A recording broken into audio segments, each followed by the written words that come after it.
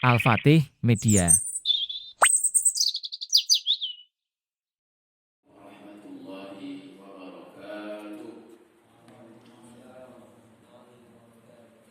Innal hamdalillah nahmaduhu wa nasta'inuhu wa nastaghfiruhu wa na'udzu billahi min shururi anfusina wa sayyiati a'malina. Man yahdihillahu fala mudilla lahu wa man yudlilhu fala hadiya lahu. Asyhadu an la ilaha illallah wahdahu la syarika lahu wa asyhadu anna Muhammadan 'abduhu wa rasuluh. Allahumma salli wa sallim ala rasulina Muhammad wa ala alihi wa ashabihi wa man sara ala nahjihi ila yaumil qiyamah. Amma ba'du. Alhamdulillah, kita bersyukur kepada Allah Subhanahu wa taala dengan karunia Allah segala sesuatu kebaikan-kebaikan pun bisa sempurna terlaksana tak lain dilakukan dengan karunia Allah Subhanahu wa taala. Juga kita mohon kepada Allah semoga salawat beserta salam senantiasa Allah sampaikan kepada Rasulullah SAW. Ustaz dan Ustazah yang dimuliakan Allah, sekarang kita masuk ke pertemuan kita, pertemuan yang keempat. Dan seperti biasa, pelajaran pertama kita adalah tentang tauhid. Dan sebelum kita mulai pelajaran kita berikutnya, kita murojaah, kita ulangi ya. Ustaz-ustazah silakan dilihat catatannya. Ada beberapa pertanyaan di sini untuk murojaah. Yang pertama,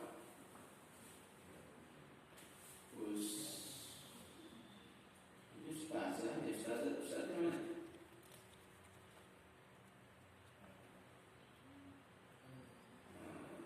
Oh, di mana? Ustaznya dulu, Ar-Rijalu Qawwamuna 'ala Nisa. Nah, ustaznya kepada Ustaz Zubaidus Salihin. Ustaznya nama pertama. Ya Ustaz, kita merojaah. Apa itu sifat subutiyah dan sifat salbiyah?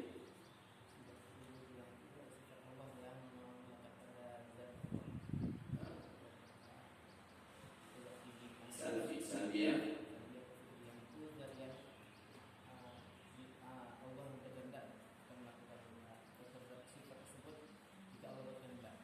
hampir Ustaz. Oke, Ustaz berikutnya, Ustaz Reski. Oh iya, Ustaz Eka Suryanto. Apa ada nama yang di luar? Ustaz Ferry Irawan.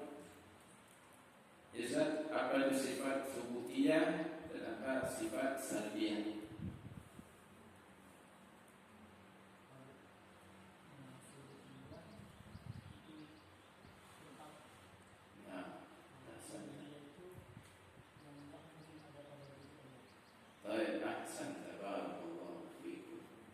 Jadi sifat subutiyah, subut itu kan artinya dari sabat, isbat yang ditetapkan.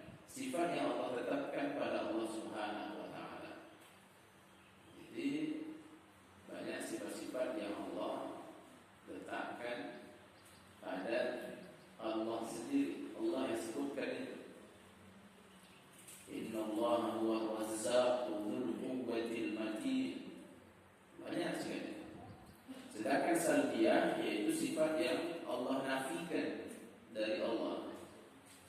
Jadi salbiyah itu yaitu yang dinafikan, seperti halnya wa ma ana bizallamin lil 'abid, tidaklah aku berlaku zalim kepada hamba. Jadi Allah menafikan sifat zulm. Nah, itu sifat salbiyah. Baik, yang kedua, ini kepada ustazah yang sudah disebutkan tadi, Ustazah Reski. Ustazah Anissa. Apa itu sifat zatiyah dan fi'liyah?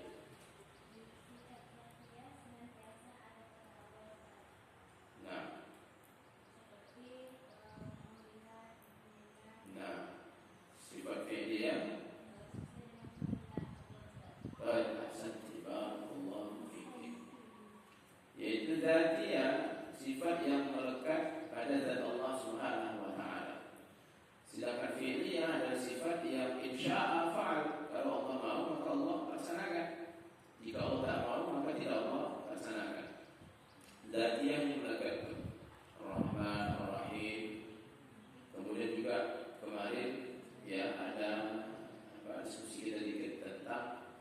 mengampuni.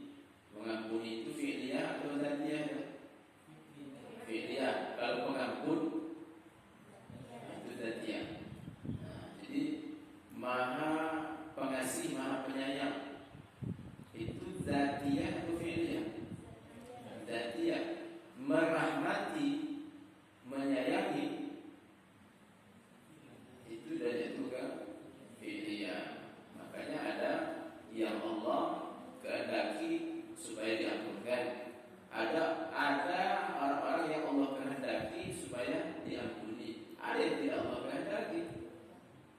Jadi itu perbedaan antara sifat dzatiyah fi'liyah. Yang pertama tadi subutiyah dan salbiyah. Baik, pertanyaan terakhir. Ini kepada Ustazah juga. Ustazah Septriani.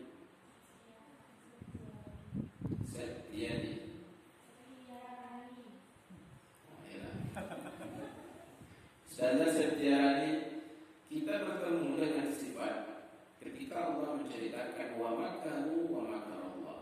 Mereka membuat tipu daya, maka Allah pun juga membuat tipu daya. Wallahu khairul makirin. Dan Allah lah sebaik-baik membuat tipu daya. Nah, kita bertemu dengan sifat seperti ini. Dan bagaimanakah kita menyimpulkan sifat Allah ini? Apakah boleh kita katakan Allah Maha pembuat tipu daya? Nah, Santi. Lalu bagaimana kesimpulannya?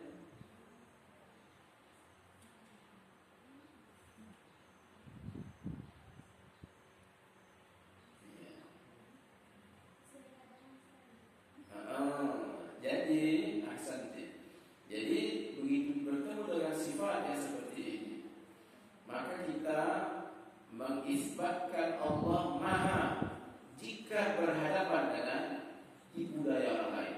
Allah sangat dahsyat tipu daya Allah. Allah lah yang paling kuat tipu daya Allah jika berhadapan dengan tipu daya orang lain, tipu daya makhluk. Tetapi tidak boleh kita katakan Allah Maha pembuat tipu daya. Maka dari pembahasan asma dan sifat ini, Ustaz-Ustazah, maka hendaknya kita mulai berhati-hati sekarang. Ternyata kalimat yang selalu digunakan Allah Maha segalanya. Nah, di situ tidak cocok dikatakan Allah Maha segalanya. Kita bertemu dengan sifat Allah, bahwa Allah Azza wa Jalla kata Rasulullah sallallahu alaihi wasallam, "Rabbi ghadiba al-yawma ghadban." Hadis riwayat Imam Bukhari dan Muslim. Tuhanku pada hari ini, pada hari kiamat ini, pada mahsyar, hari ini Tuhanku sangat murka, semurka-murkanya. Apakah boleh kita katakan sifat Allah, kita isbatkan sifat Allah Maha Pemurka? Nah, tapi dalam keadaan seperti itu, maka murka Allah Subhanahu wa taala yang paling dahsyat. Jadi seperti itu cara kita mengisbatkan sifat-sifat yang tidak atau mengandung unsur lawan dari madhun, lawan dari yang terpuji. Karena sifat Allah semuanya terpuji, semuanya tinggi. Tetapi tidak ada yang tidak menurut istilah dan pengetahuan tadi, lawan antonim dari terpuji, maka di situ maknanya bukan kita tolak sifat itu, tetapi dalam keadaan tertentu maka Allah yang paling dahsyat sifat-sifatnya sebagaimana Allah jelaskan tadi. Apakah itu tipu daya, apakah itu pemarah, kemurkaan. Nah, ketika keadaan Allah lah yang maha dahsyat. Nah, saudara-saudara berkat Allah Subhanahu wa taala, kita selesai dari asma dan sifat. Sekarang kita lanjutkan lagi. Kita agar berpindah sedikit nih. Jadi supaya efisiensi waktu kita, sehingga semoga bisa cepat selesai pelajaran tahun ini. Jadi kalau kita pelajari satu persatu, step by step,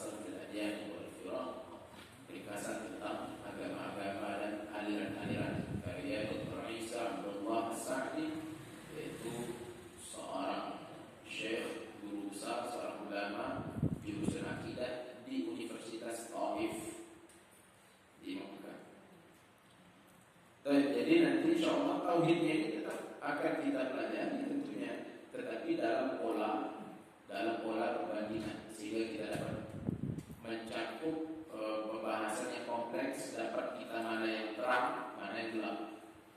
Nah, saudara-saudara dimuliakan Allah Subhanahu wa taala. Kalau kita berbicara tentang aliran-aliran,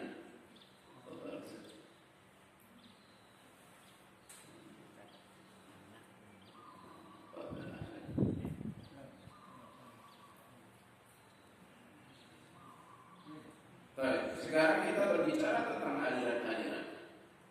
Rasulullah SAW telah menyampaikan isyarat kepada kita bahwa iftaraqatin nasara ala 71 firqatan. Nasrani Yahudi akan terpecah menjadi 71 kelompok. Yahudi. Wa iftaraqatin nasara ala 72 firqatan. Sedangkan Nasrani akan terpecah menjadi 72 kelompok. Wa sataftariqu hadhihi al-ummah ala 73 firqatan. Dan umat ini, Islam ini akan terpecah menjadi 73 kelompok. Jadi saudara, Yahudi 71, Nasrani 72, Islam 73. Jadi berapa kelompok sudah? 7 kali 3 210, 216. Dari 216 kelompok ini tadi, Rasulullah SAW mengatakan kulluha fitnah, semuanya masuk neraka. 216 kelompok ini masuk ke dalam neraka, illa wahidatan, kecuali satu kelompok saja. Jadi saudara-saudara, berarti kita dari 216 kita ingin mencari yang satu. Mana yang satu itu? Makanya di masa-masa sekarang ini, inilah pembahasan yang sangat penting untuk kita ketahui. Ibaratkan kita hidup sekarang ini di masa mencari jauh itu bukan jami. Mencari jauh itu bukan jami. Mencari yang satu itu bukan 216. Nanti kalau kita tengok makanya sama. Bahkan di Nasrani yang bagian wanitanya, pemuka agama wanitanya itu berjilbab juga. Berjilbab itu. Nah, kemudian ditambah lagi sekarang banyaknya kelompok-kelompok orang yang ingin menjembatani supaya terjadi rangkulan antara aliran dan agama. Tujuannya itu indah bahasanya untuk toleransi, tetapi hasilnya bukan toleransi, tetapi campur aduk. Makanya Ustaz-Ustaz sekarang kita berada di masa ghazwatul fikri, perang pemikiran. Pemikiran kita inilah ideologi-ideologi, teologi-teologi, keyakinan disinilah beradu yang sangat dahsyat. Sehingga kita memang betul-betul harus cerdas, mata kita harus betul-betul terbuka. Pemikiran kita memang harus kita jalankan supaya kita bisa menemukan mana yang satu itu dibandingkan dari 26 kelompok ini. Nah, Ustaz-Ustaz, pertama sebelum kita sampai ke kelompok-kelompok itu, kita tentu membahas tentang asbabu wujudil firaq, penyebab adanya aliran-aliran itu. Jadi di sini muallif memasukkan ada empat penyebab munculnya aliran-aliran, terkhusus kita berbicara dalam agama kita dalam Islam. Ada 4 penyebab munculnya aliran-aliran. Yang pertama adalah al-fitnah al-kubra, fitnah yang sangat besar. Ustaz, fitnah ini artinya adalah fitnah itu yang jelas fitnah dalam istilah agama kita itu tak sama dengan fitnah dalam bahasa Indonesia. Kalau bahasa Indonesia fitnah itu adalah buhtan atau qadhfun, menuduh. Kalau bahasa Indonesia fitnah itu menuduh.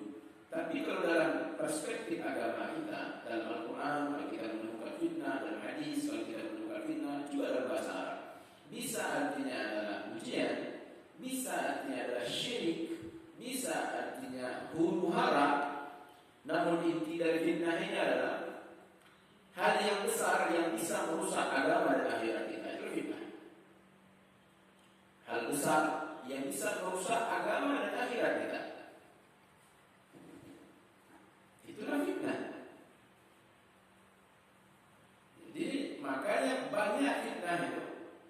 Di antaranya yang sering kita dengar, fitnah itu bisa, fitnah perempuan. Perempuan itu bisa merusak dunia dan akhirat. Belum lagi ke akhirat, di dunia saya bisa rusak dengan wanitanya.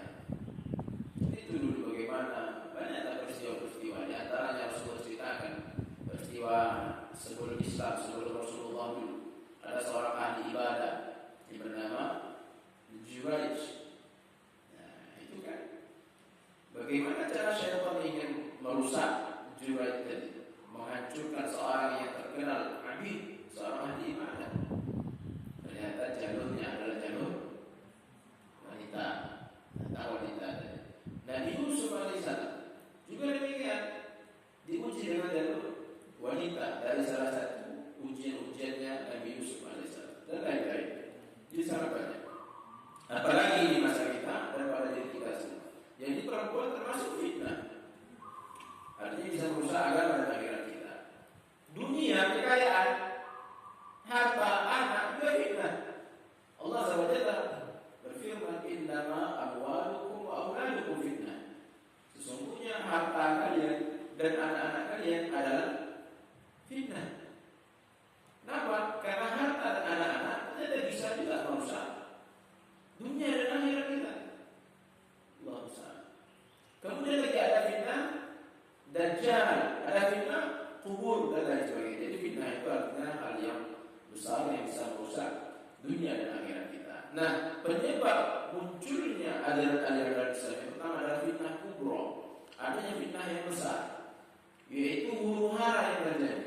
Fitnah yang sangat besar yang terjadi di awal-awal Islam, dan itu adalah fitnah yang sangat bahaya. Wahia maqtalul Khalifah Utsman bin Affan radhiyallahu anhu, yaitu peristiwa terbunuhnya Khalifah Utsman bin Affan. Situlah fitnah yang sangat besar, yang fenomenal, yang melahirkan perpecahan luar biasa, tragedi yang memilukan di tengah-tengah Islam. Nah, jadi ustaz-ustaz yang dimuliakan Allah Subhanahu wa taala, ada mungkin kita singgung di dalam kajian di Masjid Syafi'i tentang peristiwa Utsman bin Affan radhiyallahu anhu. Jadi Utsman bin Affan radhiyallahu anhu adalah seorang sahabat dengan segudang kemuliaan.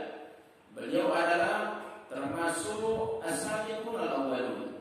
Beliau adalah termasuk al-asyarah mubasysyirun bil jannah, 10 orang yang dijamin masuk surga. Kemudian beliau juga adalah orang-orang yang terlibat dalam perang Badar. Beliau juga adalah menantu Rasulullah SAW. 2 putri Rasulullah merupakan istrinya, tetapi tidak sekaligus. Nah, beliau juga termasuk orang yang hijrah ke Habasyah. Beliau adalah seorang yang paling banyak memberikan donasi perjuangan dalam Islam. Utsman bin Affan dengan segudang kemuliaan pada diri Utsman bin Affan. Tapi ustaz-ustaz yang dimuliakan Allah, begitu beliau menjadi khalifah, Rasulullah SAW jauh harus menyampaikan salasun man najah minhuma faqad najah mauti wa qatli khalifati mustabir ala al-haqqi wad dajjal. Ada 3 hal kata Rasulullah, siapa yang selamat dari 3 hal ini maka dia selamat. Yang pertama adalah kematianku. Jadi peristiwa Rasulullah ketika Rasulullah SAW wafat, kan terjadi huru hara juga. Orang-orang mulailah murtad, orang-orang mulailah tak mau bayar zakat lagi, mulailah mengikuti nabi palsu, mulailah begini dan begitu. Hanya segelintir sahabat Nabi lagi yang tinggal dari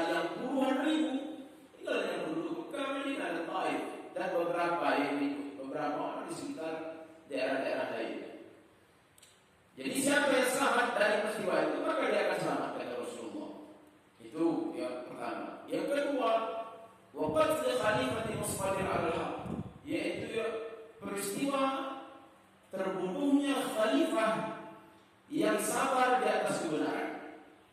Nah, inilah isyarat dari Rasulullah kepada Utsman bin Affan radhiyallahu anhu.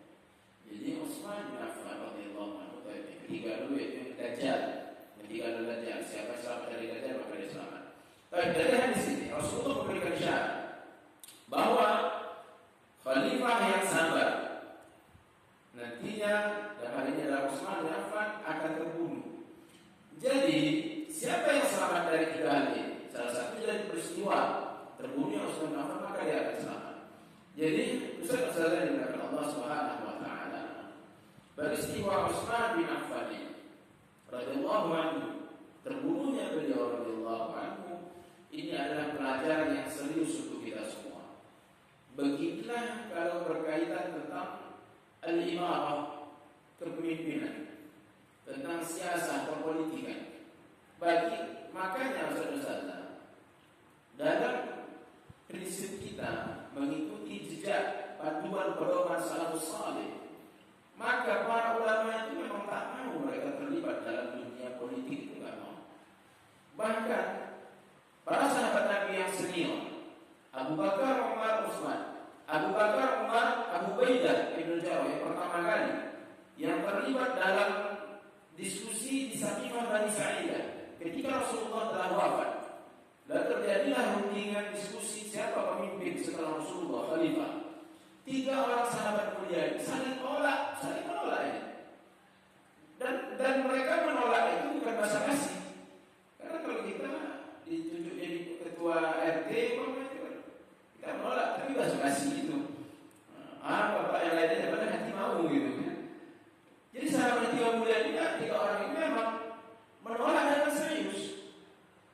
Abu Bakar menolak dengan serius, Umar yang benar. Umar menolak dengan serius, dibacakannya hadis.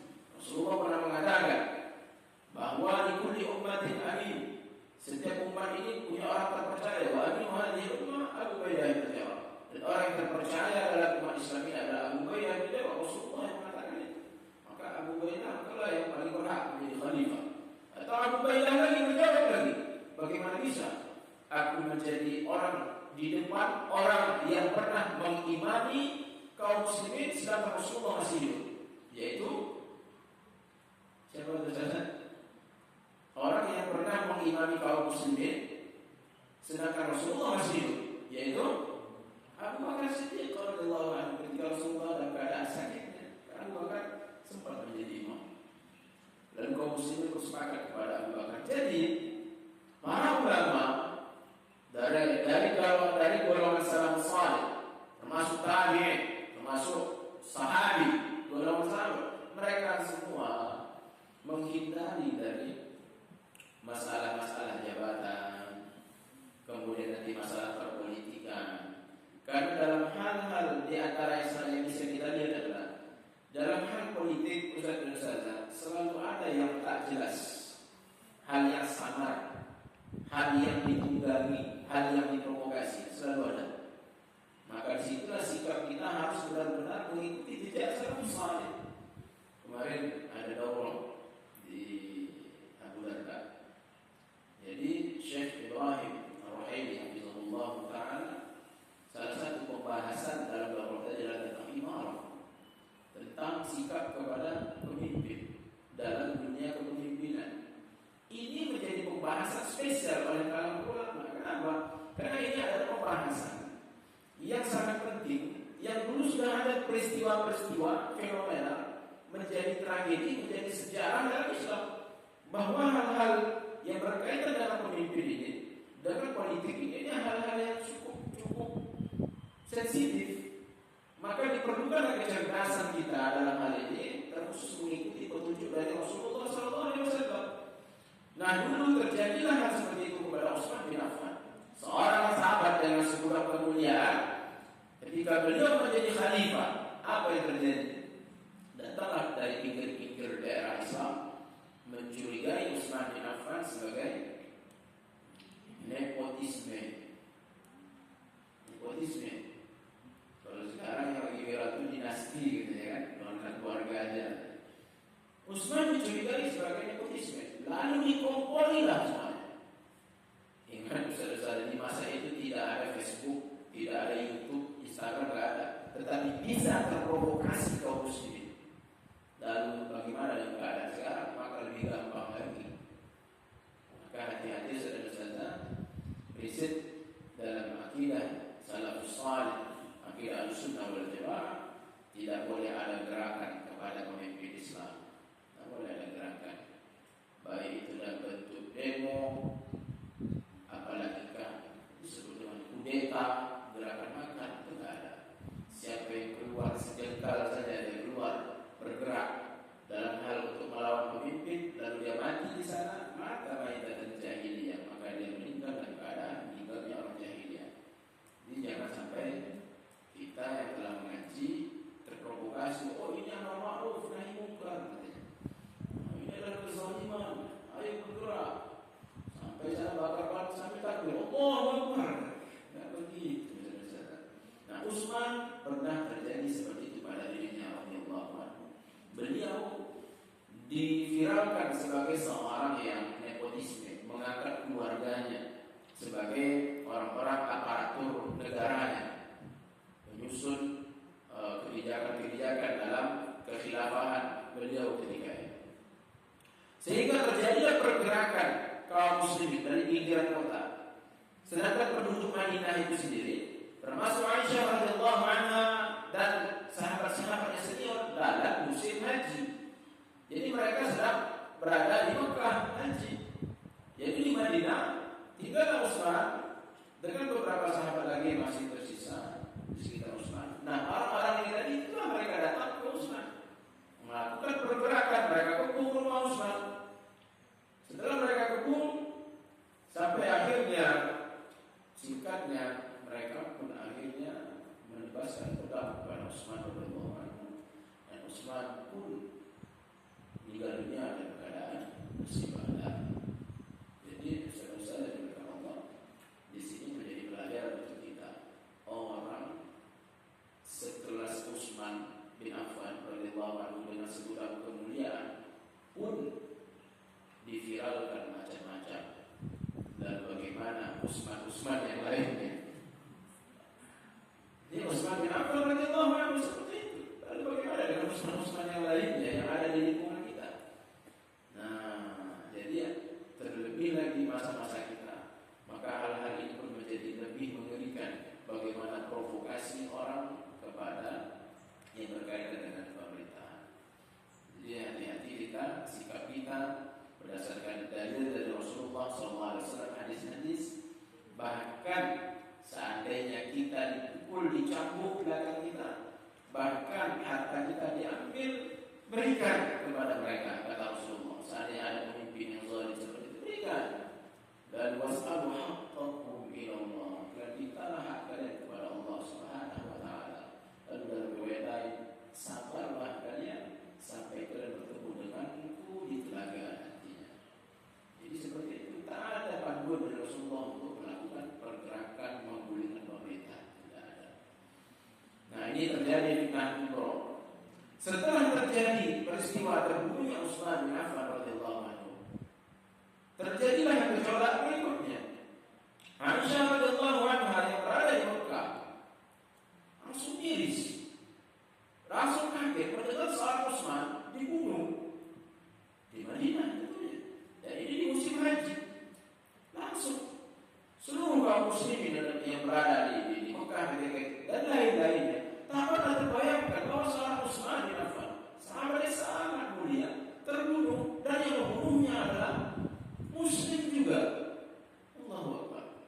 Kalau sahabat-sahabat yang lain, umumnya mereka syahid, terbunuh oleh pedangnya orang kafir. Dan seorang Utsman terbunuh oleh orang muslim yang termakan oleh provokasi dari Abdullah bin Sabah al-Yahudi, seorang yang asalnya Yahudi masuk Islam, tetapi tujuannya untuk menghancurkan Islam dari dalam. Itulah orang yang paling pertama kali menggagas pergerakan-pergerakan dari Abdullah bin Sabah al-Yahudi.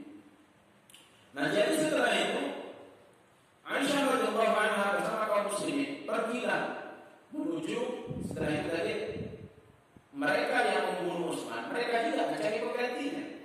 Karena ini adalah gerakan kudeta, rampasan, penumbangan kekuasaan. Mereka menumbangkan Khalifah Utsman ketika mereka minta kepada Ali untuk jadi Khalifah, Ali menolak.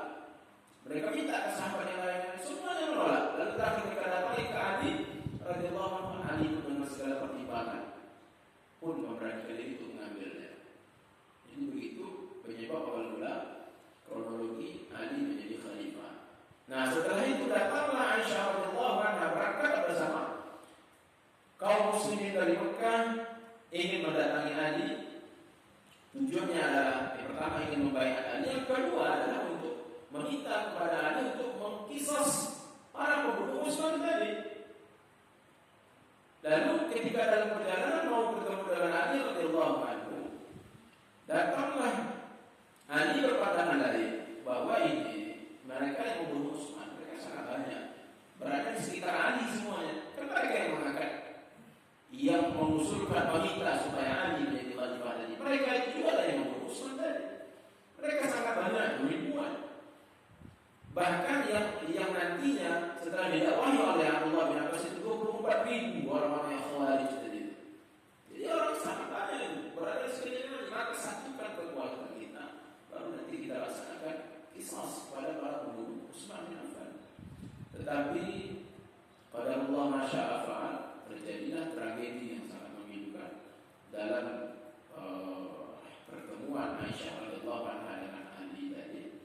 Tak berjalan sesuai dengan harapan, terjadi lagi provokasi. Kedua kelompok kaum muslimin ini pun akhirnya terprovokasi sehingga terjadi perang antara kelompok Ali dengan kelompok Aisyah radhiyallahu anha. Sampai Aisyah ketika itu yang berada di atas kendaraan ontanya pun hampir juga dibunuh oleh orang-orang yang berada dari kelompok Ali radhiyallahu anhu. Terakhir Ali pun mengutus orang-orang pilihannya yang berada di kelompoknya untuk pergi melindungi Aisyah radhiyallahu anha. Lalu begitu selesai peperangan, Ali pun terus mengirim pengawalan kepada Aisyah radhiyallahu anha untuk kembalikan lagi di antara kita Madinah. Itu peristiwa yang pertama, terjadinya gejolak yang luar biasa. Setelah itu muncullah kelompok-kelompok tadi. Terjadi lagi peperangan setelah itu, perang Siffin, yaitu antara Ali radhiyallahu anhu dengan Muawiyah. Muawiyah sama dengan Aisyah radhiyallahu anha, keinginannya qisaslah. Jadi kan qisas terhadap orang-orang yang membunuh Utsman. Tetapi di sini lagi perbedaan ijtihad. Ali mengatakan banyak dulu gabung ke kekuatan baru kita qisas. Muawiyah tidak, qisas dulu baru perbedaan.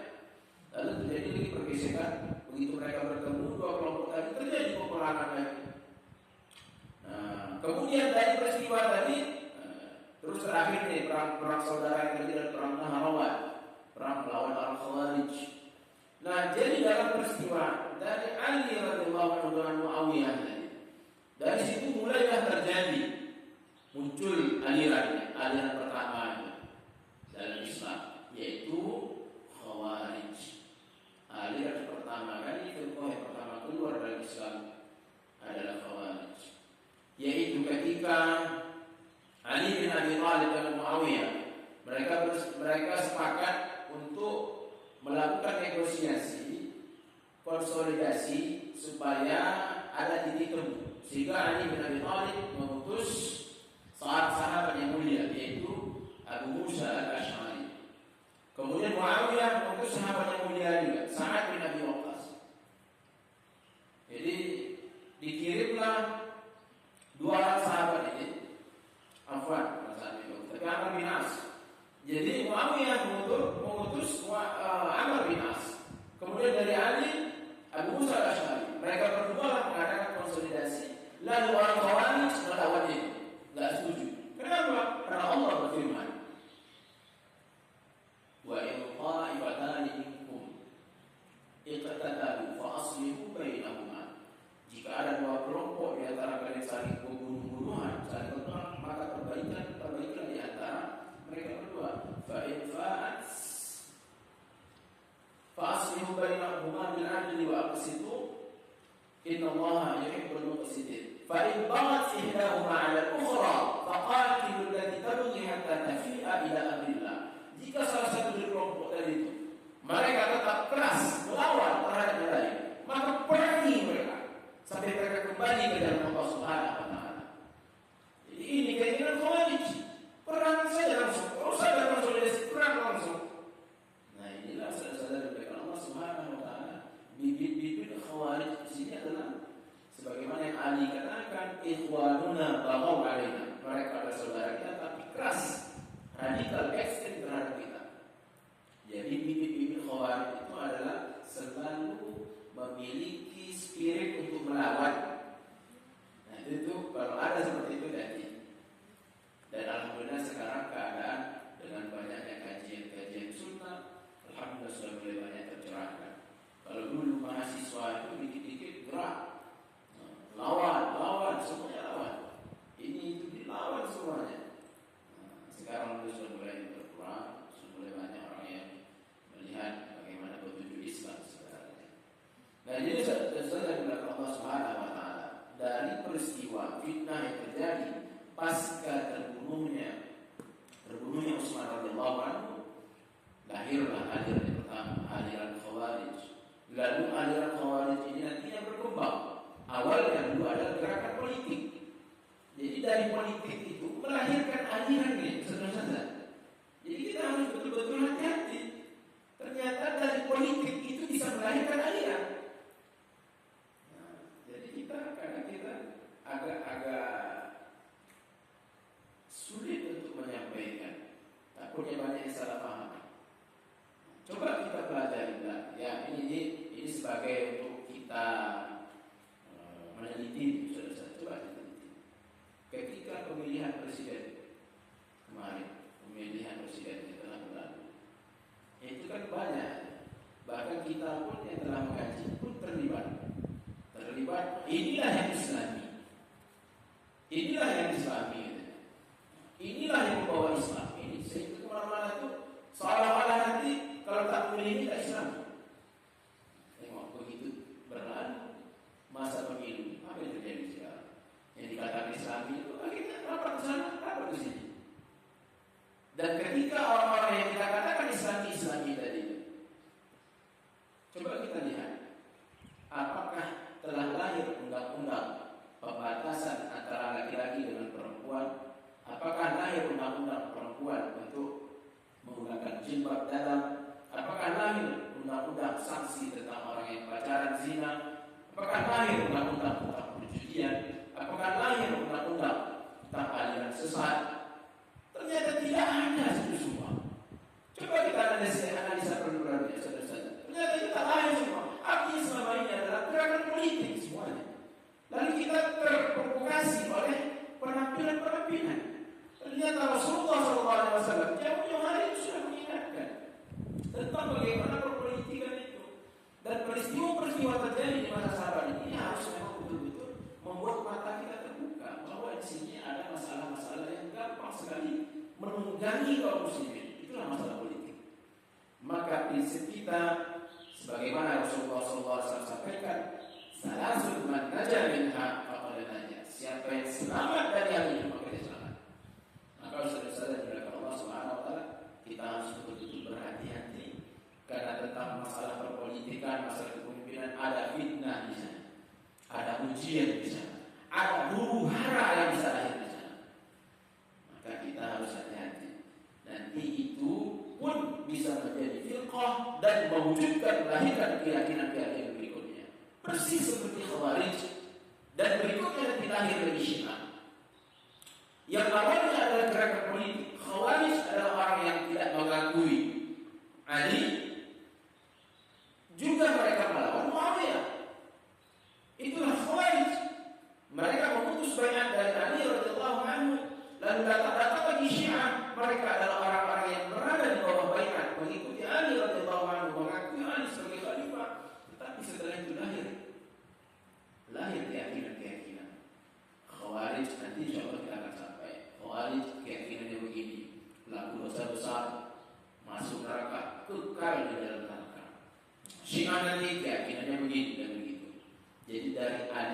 politik bisa melahirkan aliran keyakinan.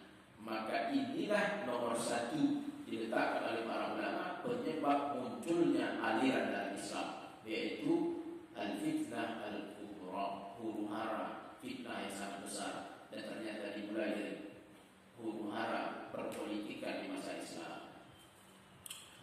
Saudara-saudara dimuliakan Allah Subhanahu wa taala, coba kita lihat lagi, kita mundur lagi sejenak. Ketika Ali bin Abi Thalib radhiyallahu anhu, dia sudah tahu bahwa Utsman bin Affan telah dibunuh oleh orang-orang dari Abdullah bin Sabah al-Yahudi. Lalu saudara-saudara bilang, coba kita perhatikan sejenak. Kenapa Ali bin Abi Thalib tidak langsung mengkisos mereka tadi, si pembunuh Utsman tadi? Kok tidak langsung dikisos oleh Ali bin Abi Thalib?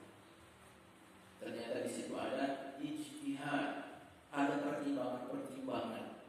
pertimbangan tentang stabilitas agama, stabilitas negara, stabilitas kaum muslimin, dampak yang akan terjadi, sehingga adalah kebijakan-kebijakan dari seorang khalifah yang mungkin dipandang orang tadi tidak bagus. Itu pun terjadi ternyata di masa Ali bin Abi Thalib radhiyallahu anhu. Orang mengatakan berbagai macam, tetapi begitulah sebagai seorang pemimpin harus memiliki kebijakan-kebijakan. Nah, hari ini mungkin itu yang terjadi pada pemerintah kita, pada presiden kita. Mungkin pemerintah kita memperhatikan ini ada kebijakan yang penting sehingga minyak pun dinaikkan. Jadi ada kebijakan-kebijakan yang dipertimbangkan oleh pemimpin-pemimpin kita. Itu semua untuk kemaslahatan sebenarnya. Tetapi lagi-lagi saudara-saudara, begitulah fitnah itu datang. Datanglah kelompok orang yang menunggangi. Sebagaimana difitnahlah Ali akhirnya. Begitu juga presiden kita, difitnah juga nantinya. Siapapun presiden kita nantinya, seterusnya mengganti presiden akan terus begitu. Apapun kebijakan dari pemerintahan akan terus ada orang yang mengoper-ngompori, akan terus ada. Ternyata kalau itu datang dari orang Islam, hati-hati. Berarti itu boleh jadi ada bibit-bibit khawarij pada mereka. Nah, prinsip kita harus wal jamaah berdasarkan petunjuk salaful ummah, salafus salih, qurun mufaddalah, maka kita hati-hati terhadap fitnah-fitnah yang hadir yang terus mengarahkan kita kepada perlawanan kepada pemimpin. Itu harus benar-benar kita hati-hati dan kita tinggalkan itu saja. Jangan terlibat. Jadi setelahnya itu jangan sampai ada pula guru Al-Fatih ikut demo di kantin. Jangan lagi ada nanti rombongan dari sekolah kita mesabel diesel berangkat ke Pekanbaru demo. Karena ternyata ini adalah prinsip-prinsip gerakan-gerakan yang tidak direkomendasikan dalam Islam atau pergerakan yang sangat bahaya. Nah, setelah itu lagi tadi lahirlah Syiah. Setelah itu lahir lagi Murji'ah, kemudian lahir lagi Qadariyah, dan kemudian makin subur makin banyak cabang-cabang aliran tadi. Jadi itu penyebab yang pertama, fitnah kubra. Kemudian penyebab yang kedua adalah al-ghulu. Ini penyebab yang kedua. Ghulu itu artinya berlebihan. Rasulullah SAW menyampaikan, la tatruni kama aqratin nasara ibn Maryam. Kalian jangan berlebih-lebihan terhadapku sebagaimana berlebih-lebihannya Isa putra Maryam. Berlebih-lebihannya Nasrani kepada Isa putra Maryam. Nah, jadi saudara-saudara dimuliakan Allah Subhanahu wa taala, innama ana abdullah wa rasuluh. Sesungguhnya saya adalah hamba Allah dan Rasul Allah sallallahu alaihi wasallam. Jadi Bapak dan Ibu saudara-saudara dimuliakan Allah Subhanahu wa taala, para ulama ini merinci kenapa Rasulullah SAW menyebut dirinya sebagai Abdullah, hamba Allah, kemudian juga Rasulullah. Artinya Rasulullah ingin menginformasikan kepada kita bahwa pada diri Rasulullah ada abdul, seorang hamba. Artinya Rasulullah juga memiliki keadaan-keadaan yang berada di bawah. Dalam hal ini di bawah ketika di hadapan Allah Subhanahu wa taala. Di samping juga beliau adalah Rasulullah SAW. Maka di sini para ulama menyampaikan bahwa kita harus menghindari namanya al-ifrat wa tafriq, berlebih-lebihan menyanjung, berlebih-lebihan merendahkan. Yang jelas yang namanya berlebih-lebihan di sini sangat berbahaya dan bisa menimbulkan dan munculkan aliran-aliran lainnya. Orang-orang Khawarij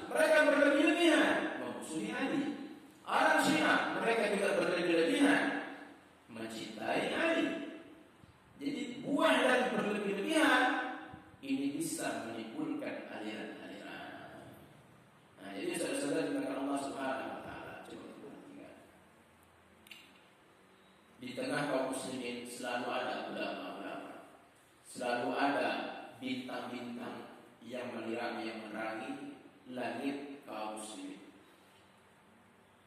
Perumpamaan ulama di tengah kaum muslimin itu sebagaimana perumpamaan bintang di langit. Bila tidak ada bintang di langit, maka langit pun menjadi gelap gulita. Begitu juga para ulama. Bila tidak ada ulama di tengah kaum muslimin, gelaplah kaum muslimin. Kita pun tidak lagi bisa melihat mana yang benar, mana yang salah. Sehingga hasil kita pun akhirnya menabrak sana sini. Ini ditabrak, karena nggak adanya penerangan. Nah, jadi ustaz-ustaz dimuliakan Allah Subhanahu wa taala. Para ulama adalah orang-orang saleh. Tetapi lagi-lagi ketika kita kehilangan kontrol cinta kepada mereka, overdosis. Ya, cinta kepada ulama overdosis.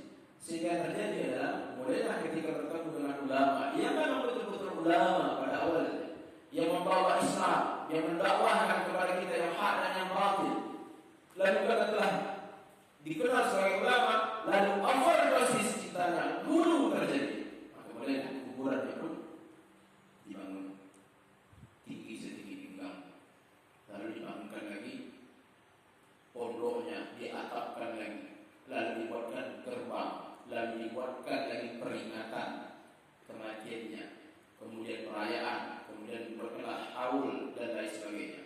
Biasanya haul itu kan zakat, betul? Ini kan zakat itu. Haul dan isopnya ada ukurannya, ada masanya. Haul tadi, asal haul itu diletakkan kan peringatan orang-orang saleh tadi. Maka saudara kepada Allah Subhanahu wa taala, Ummu Salamah radhiyallahu anha, istri Nabi, Ummul Mukminin, ibu kita. Dulu Ummu Salamah pernah hijrah ke Habasyah bersama dengan Utsman bin Affan, Ja'far bin Abi Thalib dan lain. Begitu pula setelah itu setelah meninggal Ummu Salamah, habis ceritanya lalu menjadi istri Rasulullah, berpindah dari Ummu Salamah menjadi Ummul Mukminin. Ummu Salamah itu bercerita kepada Rasulullah SAW bahwa beliau radhiyallahu anha melihat orang-orang Nasrani di Habasyah itu, mereka menempelkan gambar-gambar lukisan. Lalu mereka membangun kuburan-kuburan orang saleh. Mendengar itu Rasulullah SAW mengatakan, "Ulaika alladziina idza matu fihimus salihun banau ala kuburihim." Mereka itulah yang apabila meninggal dunia, orang-orang saleh antara mereka bangun kuburan mereka, kuburan orang saleh tadi. Lalu kata Rasulullah, "Ulaika syirarul khalqi indallah." Mereka itulah seburuk makhluk di sisi Allah Subhanahu wa taala. Jadi dorongan-dorongan tadi itu apa? Yang membuat dibangun kuburan, dipasang gambar tadi, kemudian dibuat peringatan-peringatan, tak lain itu adalah dorongan dari hulu. Maka inilah salah satu hikmahnya Ali bin Abi Thalib radhiyallahu anhu pernah mengutus seorang sahabat, "Aku kirim kamu sebagaimana Rasulullah dulu pernah mengirimku. Jangan kamu biarkan satu kuburan yang tinggi satu pun illa sawaitahu." Mereka kau ratakan kuburan itu. Kata Ali bin Abi Thalib radhiyallahu anhu. Nah, jadi saudara yang berada Allah Subhanahu wa taala, penghulu ini akan melahirkan keyakinan-keyakinan dan melahirkan aliran-aliran. Jadi terhadap apapun itu. Jadi nanti umpamanya awalnya berdiri sekolah kita dengan keikhlasan, dengan perjuangan keringat supaya ilmu semakin tersebar, sunnah semakin dikenal. Lalu ada keinginan, nanti kalau aku meninggal dunia, kuburan aku tolonglah dibuat di bagian pojok sekolah umpamanya diwasiatkan seperti itu. Apa komentarnya? Mewasiatkan kuburan itu di tempat tersendiri, hanya tempat saja. Pada dasarnya hukumnya mubah, boleh di tempat tersendiri yang kita punya maupun di tanah wakaf, boleh.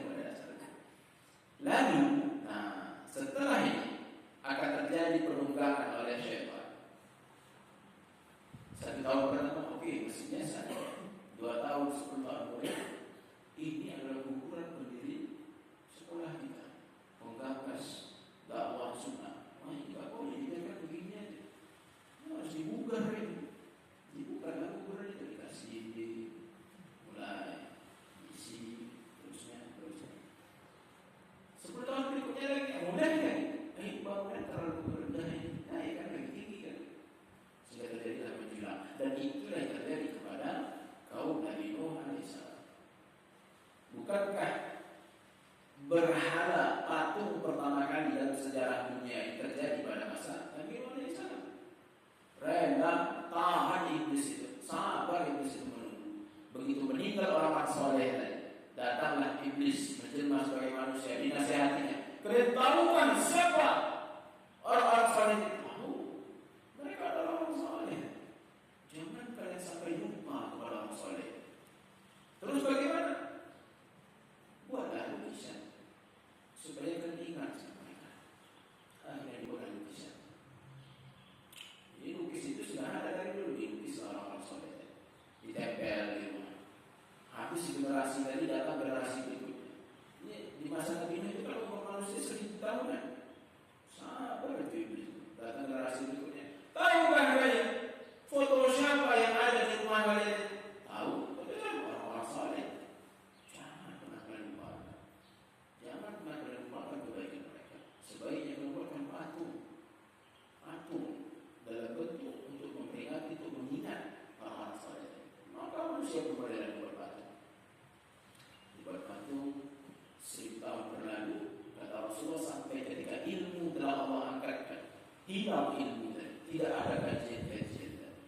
Apa yang terjadi? Datang iblis sekali lagi menjelma sebagai manusia, lalu mengatakan kepada masyarakat, tahukah kalian patung apa di rumah kalian? Dan karena ilmu sudah hilang, masyarakat mengatakan enggak tahu di patung apa itu adalah Tuhan kita, maka kita sembah. Begitulah awal mula terjadinya pembuatan patung tadi yang Allah ceritakan dalam surah Nuh. Lalu patung tadi setelah Allah tenggelamkan dunia ini, Nabi Nuh alaihissalam selamatkan, tenggelam patung itu. Lalu datanglah Amr bin Luhai sebelum Rasulullah menjadi Rasul, dia yang mengeluarkan balik patung itu. Keluar balik patung dari umat Nabi Nuh alaihissalam. Ya'uf, Nasr. Apa itu Allah ceritakan? Wa qalu la tadharunna alihatakum. Orang kafir mengatakan jangan kalian tinggalkan Tuhan kalian. Wa la tadharunna wadda wa la suwa'a. Jangan kalian tinggalkan itu patung Wad tadi. Suwa', Ya'us, Ya'uf, Nasr. 5 patung ini. Sudah Allah tenggelamkan. Datang Amr bin Luhai, dapat mimpi dia malam-malam. Dapat mimpi dia dibisikkan oleh iblis, di sana ada patung negara Tuhan yang tenggelam. Dia yang mengeluarkan itu. Dikeluarkannya akhirnya patung yang 5 ini dibagi-bagikan yang bersuku-suku di Arab tadi. Jadi saya hati-hati dalam mimpi itu ya. Kadang ada, jadi banyak mimpi di bawah rumahnya ada harta karun digali hancur rumahnya.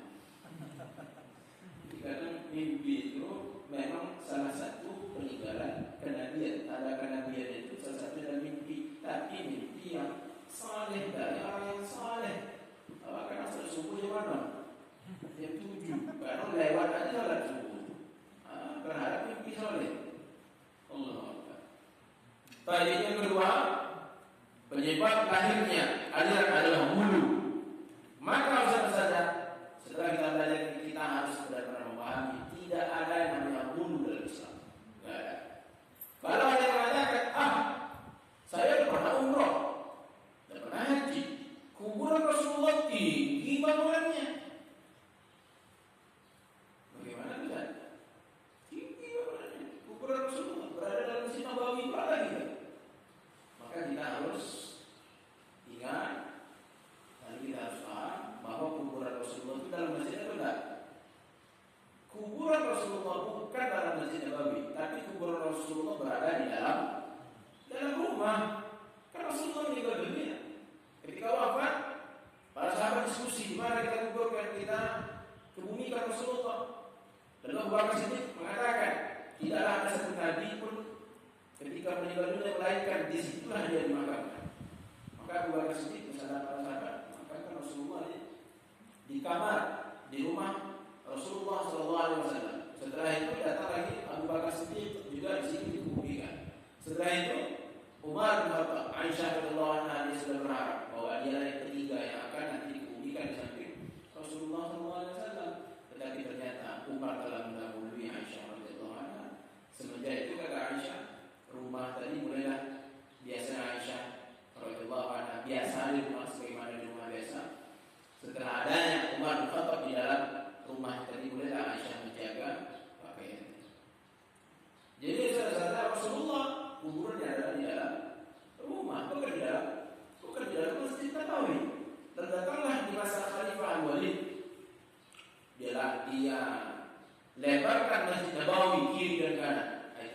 jawabnya, masuklah rumah Rasulullah termasuk kuburan Rasulullah dalam Masjid Nabawi.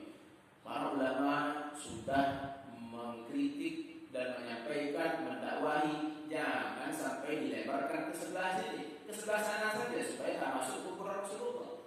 Tetapi yang namanya pemimpin, dia punya instruksi, langsung dibuat seperti itu. Terakhir para ulama pun menyampaikan lagi, setelah itu khalifah mempertimbangkan sehingga kuburan Rasulullah SAW akhirnya dibangunkanlah tembok dan itu dibuat 3 sudut, sehingga kalau ada orang mengatakan saya sudah pernah melihat kuburan Rasulullah, itu kata para ulama itu tidak benar, karena itu berlapis-lapis. Entah kuburan mana ini tengok mungkin. Jadi saya juga Allah Subhanahu wa taala, sehingga tujuannya adalah para ulama mengatakan bahwa tidak ada satu orang pun yang bisa memprediksi ke arah mana kuburan Rasulullah karena dibuat 3 lapis dalam sudut yang berbeda. Nah, jadi saudara juga Allah Subhanahu wa taala itu kepada Rasulullah SAW tidak ada bunuhnya para sahabat Nabi. Tidak ada. Tidak ada satu pun mereka yang bunuh kepada Rasulullah SAW, karena Rasulullah sudah mengatakan, "La turuni, jangan kalian bunuh kepada aku sebagaimana bunuhnya orang Nasrani kepada putra Maryam." Itu yang kedua. Yang ketiga, at-ta'assur bi ashabi diyanat sabiqah, terpengaruh terhadap pemeluk agama-agama yang sebelumnya. Terpengaruh terhadap orang-orang yang memeluk agama-agama sebelumnya. Nah, jadi ini saudara, maka Ibnu Sirin mengatakan, inna hadzal ilma dinun fanzur mimman ta'khudhu dinakum. Sesungguhnya ilmu agama ini adalah agama itu sendiri. Maka kalian tengoklah dari siapa kalian ambil ilmu itu. Kadang-kadang ini banyak di tengah kaum muslimin ada menjadi ustaz-ustaz menjadi rujukan Quran karena ustaz-ustaz yang viral dalam dakwahnya, retorikanya, sehingga diikuti. Padahal ustaz tadi backgroundnya adalah 2 tahun yang lalu dia masuk Islam, mu'alaf. Alhamdulillah banyak orang masuk Islam dengan dakwahnya. Ini gimana itu? Maka kita di dalam hal inilah harus kita memang betul-betul selektif. Kita memang harus betul-betul membuka mata kita bahwa pada dasarnya orang-orang yang masuk Islam tadi begitu mendapatkan hidayah dan masuk Islam berdakwah, pada dasarnya ini adalah yang baik. Dia dakwahi. Cuma dakwahnya itu harus dikasih batasan. Kapan dia berdakwah? Ketika dia berdakwah tentang perbandingan antara agama Islam dengan agama dia sebelumnya. Nah, itu silakan. Tapi jangan dia berbicara tentang nanti syirik, tentang nanti bid'ah, tentang nanti fikih, hukum sholat, hukum tahlilan. Dia baru masuk Islam. Kan jadi masalah jadinya. Sehingga banyak terjadi orang-orang yang baru masuk Islam tadi lalu menjadi panutan padahal dia belum menuntut ilmu. Islam itu dari Muslim tadi, ilmu agama ini adalah agama itu sendiri. Maka kita tengok dari siapa yang ambil. Maka kalau ingin ilmu, ilmu kita ambil, ilmu itu akan belajar. Jadi kalau kita ingin mengambil ilmu tentang wudu, taharah, salat, penyelenggaraan jenazah, maka kita ambil dari orang yang memang punya ilmu. Nah, jangan kita ambil dari sebatas orang-orang yang sudah terkenal, viral dan lain sebagainya. Karena dikhawatirkan apa? Orang-orang yang ini tadi, yang hadisul ahdi, yang barusan masuk Islam tadi, yang barusan taubat tadi, dikhawatirkan dia bawa pemahaman dia sebelumnya, masuklah ke dalam Islam tadi dan itu yang dia sampaikan. Ini berbahaya, saudara. Jadi itu banyak terjadi. Bagaimana yang backgroundnya adalah orang Hindu, lalu dia masuk Islam, dibawanya dikolaborasikan antara Islam dan Hindu. Yang sebelumnya ada Nasrani, sebelumnya Yahudi, dan itu yang terjadi kepada Abdullah bin Sabah tadi. Abdullah bin Sabah yang menghancurkan Islam dan mempropagasi. Sebelumnya dia Yahudi, dibawalah benih-benih pemikiran Yahudi ke dalam Islam. Terjadilah tadi aliran dan perpecahan. Yang ketiga dan terakhir adalah terjemah kutubil falsafah al-Yunaniyah. Penyebab munculnya aliran dalam Islam yang keempat adalah penerjemahan buku-buku filsafat Yunani. Dan ini terjadi di masa Khalifah Al-Ma'mun. Jadi di masa itu Yunani tadi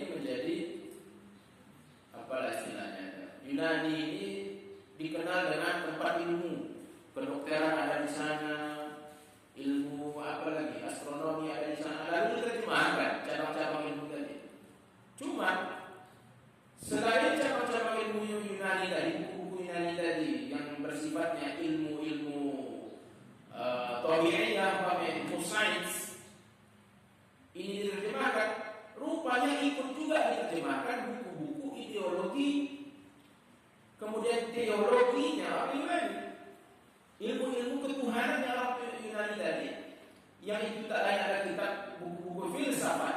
Filsafat itu adalah ilmu memfungsikan akal dalam segala hal, terutama adalah masalah teologi tadi, masalah ketuhanan. Digunakan akal terus. Kalau begini, kalau begitu, kan begitu tuh orang-orang Yunani, orang-orang filsafat. Makanya saudara-saudara, kita akan dapati orang-orang yang jago filsafat itu jago ngomong, jago debat, jago. Jadi jangan terkesima. Kita coba yang mana saudara-saudara? Di televisi ada tokoh filsafat, dosen filsafat yang terus masuk televisi.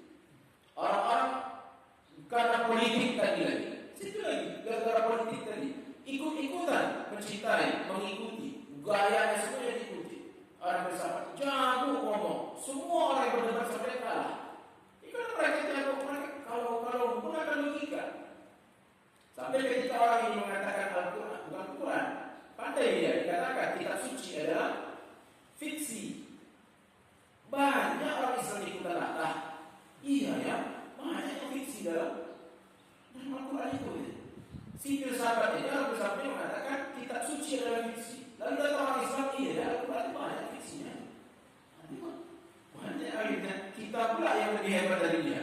Dia bilang kitab suci, pandai dia retorika, kita katakan dia adalah Al-Quran pula. Kitab suci adalah fiksi. Ini hal yang berbahaya. Dulu terjadi di masa Imam Ahmad bin Hanbal. Ketika dikatakan Al-Quran adalah makhluk, maka para ulama, Malik, Syafi'i, Imam Ahmad dan lainnya, mereka mempertahankan bahwa Al-Quran bukan makhluk. Al-Quran adalah kalamullah. Hari ini lahir. Al-Quran adalah fiksi. Banyak yang mengikuti gara-gara politik. Maka kita harus bersadar kepada Allah. Bagaimana prinsip kita, akidah kita? Al-Quran tak lain adalah kalamullah. Selesai. Yang coba-coba diterjemahkan, diartikan dengan bahasa-bahasa lain. Oh, dikatakan itu fiksi. Tidak. Al-Quran adalah kalamullah. Nah, jadi saudara-saudara dikatakan Allah Subhanahu wa taala dari kitab filsafatnya, buku-buku filsafat Yunani diterjemahkan, masuklah ke dalam bahasa Arab. Sehingga lahirlah ilmu dalam Islam, dalam orang-orang Muslim ketika itu dikenal dengan terjemahan filsafat ke dalam bahasa Yunani ke dalam bahasa Arab tadi, berubahlah dari filsafat menjadi ilmu kalam. Dari ilmu kalam ini adalah lahir tadi adanya Allah, adanya bumi ini, dunia ini menandakan adanya pencipta. Maka sifat pencipta adalah ada. Ada bahasa Arab adalah wujud. Wujudul alam yadullu ala wujudul khaliq. Adanya alam ini menandakan adanya sang pencipta. Maka sifat pencipta adalah wujud. Lahirlah sifat pertama, wujud. Tengok. Secara akaliah, tetapi secara Al-Quran dan hadis, pernahkah kita dapat dalam Al-Quran atau hadis bahwa Allah mengatakan innani wujud, Allahu wujudan sami'an? Ada itu kata wujud itu. Secara akaliah, tetapi secara dalil tidak ada. Memang kita mengakui tahu kita Allah itu ada, tetapi mengatakan nama Allah ada, sifat Allah ada, itu butuh dalil. Nah, di sini saudara diterjemahkan kita filsafat masuk. Maka hati-hati kita terhadap buku-buku yang hari ini tersebar, diterjemahkan dan kita anggap remeh. Kenapa Islam orang Minang, orang Melayu, kemudian lagi umumnya Minang, Melayu, umumnya dari rumputnya Melayu. Kenapa dominasinya adalah orang Islam? Karena tak lain Melayu memiliki hubungan bahasa yang kuat dengan Arab. Maka ada pelajaran, ada dulu buku-buku kitab Arab Melayu. Kita memiliki hubungan yang erat dengan bahasa Arab. Itulah pengaruh bahasa. Kenapa orang Batak umumnya erat dengan Kristen? Karena Kristen dulu turun ke Balige. Coba nanti tengok, searching ada itu di Wikipedia. Turunnya di Balige, di tanah Batak. Kemudian diterjemahkan oleh Nominson. Bible itu diterjemahkan oleh Nominson. Makanya di Medan itu terkenal. Nah, sekolah tinggi kesehatan Nominson, rumah sakit Nominson, beliau yang diterjemahkan. Buku Bible itu dalam bahasa Batak. Masuklah ke dalam bahasa Batak. Kristen tadi bahasa Bible masuk ke dalam bahasa Batak. Balige tadi menjadi daerah yang sangat kental Kristennya. Kemudian si Nomiksen tadi menjadi tokoh yang terpandang, yang menjadi sejarah dalam Kristen, dan termasuk Batak tadi menjadi yang mendominasi agama Kristen. Pengaruh bahasa Hindu, kenapa orang dari sini dia bahasa Hindu tadi masuk ke bahasa mereka. Jadi bahasa itu sangat berpengaruh. Tengok ketika Turki kehilangan bahasa Arab, sampai azan pun dirubah ke dalam bahasa Turki. Pudar Islam di sana. Tengok ketika tanah Islam, Saudi Arabia dan sekelilingnya mulai meninggalkan bahasa Arab, pergi ke bahasa Amiyah, bahasa daerah. Bahasa Arab itu ditinggalkan, masuk ke bahasa daerah. Sampai kalau mau bahasa Assalamualaikum kaifa haluka ila aina hatta satadhhab, sampai dulu dia ejek. Ada yang mengatakan sallallahu alaihi wasallam. Dia ejek itu bahasa Arab Muslim. Dan terjadi apa? Pecahlah negara Islam, pecah persatuan Islam. Ini pengaruh bahasa. Maka Imam Syafi'i rahimahullah mengatakan, ma jahilan nas, tidaklah orang-orang menjadi bodoh, wala ikhtalafu, taklah orang-orang menjadi berpecah belah, illa litarkihim lisan al-arabi, kecuali penyebabnya karena mereka meninggalkan bahasa Arab, wa mailihim lisana Aristoteles, dan mereka manusia umat Islam lebih suka dengan bahasa Aristoteles. Bahasa Arab ditinggalkan, pergi condong ke bahasa Aristoteles, tinggallah Islam tadi, hilanglah Islam tadi. Jadi pengaruh bahasa itu sangat kuat.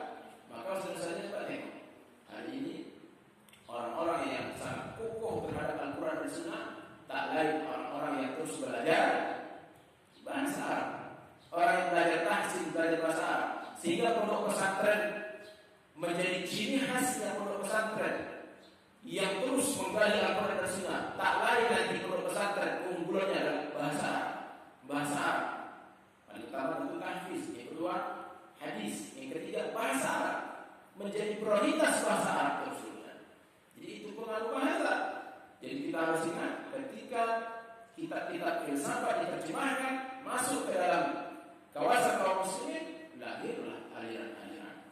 Nah, itulah 4 penyebab munculnya aliran-aliran Islam. Yang pertama adalah